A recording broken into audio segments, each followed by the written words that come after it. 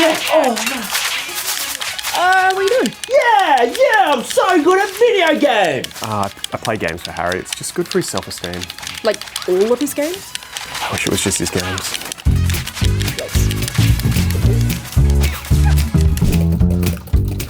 Oh, I'm on a tear. This app's gonna be a banger. Yeah, that's great, man. If you can just keep it down, that'd be great. Oh, I'm gonna back up.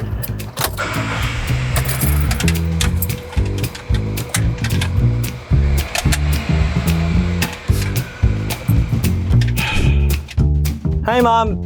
No, I'm busy. Okay, bye. Oma, chicken papa, kuno.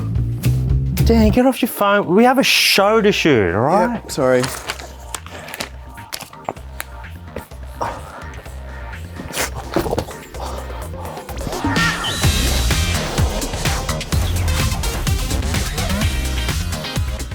G'day, I'm Harry and welcome to the Loot Drop. This week we're talking Overwatch, a bunch of barely news, and easily the biggest story this year. Now, if you're even casually interested in games, you already know what it is.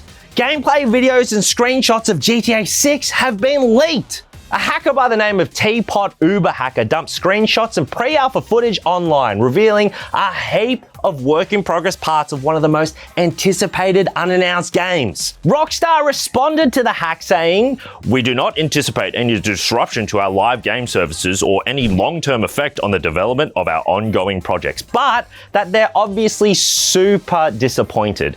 And it wasn't just Rockstar getting leaky. Nearly an hour of the Diablo 4 beta was also leaked. Unlike the GTA leak, which was the result of a hack, this one was gameplay captured from a friends and family test build of the beta. Oh boy, somebody's gonna get fired. For me, the discourse around the GTA leak and leaks in general is way more interesting than the leaks themselves. It's kicked off a great debate of the merits of showing work-in-progress development of big games to demystify the process.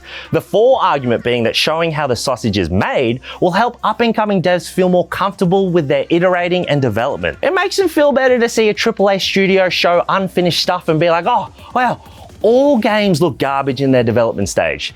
The against argument is pretty straightforward. An unapproved showcase of an unfinished product can tarnish a game, especially for indie game developers. Leaked screenshots and gameplay videos of smaller games absolutely bury the screenshots and gameplay of actual finished products. And it can be a real detriment to players wanting to try the final build of a game. It's a tough one, because I can see both sides of it, but the fact that this wasn't officially revealed, there's something gross about it. Obviously, seeing games in this kind of secretive, behind closed doors way is really exciting, but stealing that moment from developers speaks to this idea that gamers think they own these products and are owed this information, but they don't, and they're entitled to nothing. And one thing we've got to talk about is the potential and almost guaranteed repercussions for the leakers themselves. Like, do you remember the heinous Half-Life 2 source code leak? Back in September of 2003, the source code for the yet-to-be-released Half-Life 2 was leaked online, which is huge because a game's source code is its entire skeleton and organs and all the important bits needed for it to work. In February of 2004, Valve received an email from the guy who took credit for the leaks, and in response, Valve concocted a fake job interview and over the phone baited him into revealing how he cracked their network and even had him confirm his identity. He was a 20-year-old person called Axel Gembe from Germany. After the interview, Gembe even sent Valve his resume with a note saying, "Well, I really hope you hire me. I'm no bad guy, just a little misguided." And do you know what Valve did? They collaborated with the FBI and teed up an all expenses paid face-to-face interview to bait Gembe into coming to America. Luckily for Gembe, he didn't take the bait, but the FBI alerted the German police who arrested him at his house. Gembe was sentenced to 2 years probation, which is pretty lenient considering the leak supposedly cost Valve an excess of $250 million US. But wait, there's more! Back in 2021, two individuals leaked photos of Pokemon Sword and Shield's strategy guide before the games had even come out. And Nintendo, being famously litigious, sued the absolute garbador out of them. Each leaker had to pay $150,000 US. Gotta sue them all. Now, I love the slow drip of information around new games and the building of excitement leading up to release. And I think at the end of the day, it's up to the developers to decide how they want to build and manage that excitement with reveals and trailers and, you know, their weird ARGs. I know it's super hard to avoid looking at leaks because they're so juicy, especially for a game like the unannounced GTA 6. But I think it's real important to know some of the context and the repercussions of leaks and how it can help or hurt the gaming industry. Now, what do you think about leaks? Are they good, bad, neither? Let me know in the comments. How good was that? I did that all from memory, like the old noodle. Overwatch 2 is out next week, oh my god!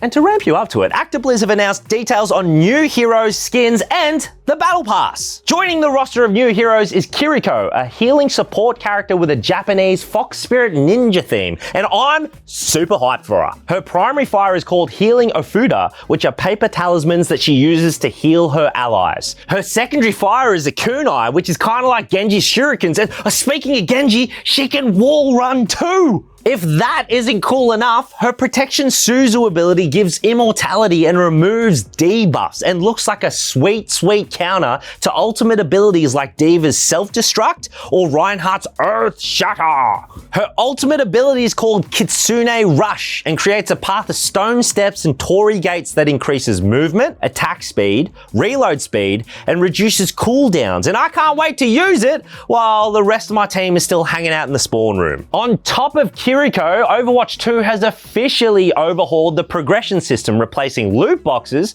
with a battle pass which will have free rewards and a premium battle pass track for premium cosmetics. I think the coolest change is that if any new season features a new hero, you can earn them through the free battle pass track, making things more fair for those of us that aren't rolling in the dosh. All new heroes moving forward will be unlocked at battle pass tier 55 out of 80 though. That's pretty deep in. But Overwatch 2 isn't out yet, and didn't we just talk about cooling out jets on games that haven't been released yet? So let's just wait and find out. It's Melodies! Hollow Knight Silk Song is coming to PlayStation! The sequel to one of the best Metroidvanias of all time is officially coming to PlayStation. This isn't really much of a surprise, but it's still nice to have confirmation. Now all we need is an actual release date. It's barely news. The Xbox Tokyo Game Show Showcase gave us another look at the weirdest ripoff ever, Pal World, and it looks even more ambitious than every Pokemon game ever, with guns and Breath of the Wild-esque environments. At this point, they might as well call it Legend of Pokemon Tears of the Nidoking. All 18 launch characters for Street Fighter 6 have been revealed, and it's a nice blend of fighters old and new. And that's 2 more characters than Street Fighter 5 launched with. But that's pretty much redundant because I'm only going to play as Dalsim. Yoga Fire. Now that right there, well, that's a barely news. Whoa, girl, whoa. Oh, girl.